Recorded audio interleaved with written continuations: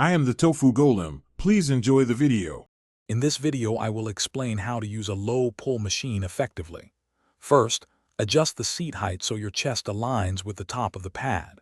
This ensures proper leverage and engagement. Next, select a weight that challenges you for 8 to 12 repetitions while maintaining good form. Finally, plant your feet firmly on the footrests, keeping a slight bend in your knees. This stable base is crucial for a safe and effective workout, allowing you to focus on your back muscles. Now let's talk about your grip and initial posture. Use an overhand grip on the bar, slightly wider than your shoulders. This grip width targets your back muscles broadly.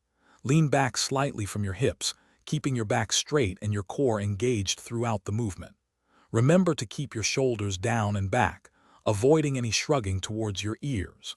This proper setup prevents injury and maximizes the effectiveness of each pull, setting you up for success.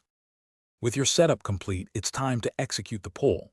Pull the bar towards your lower abdomen, focusing on squeezing your shoulder blades together at the peak of the movement. The key is to initiate the pull with your back muscles, not just your arms.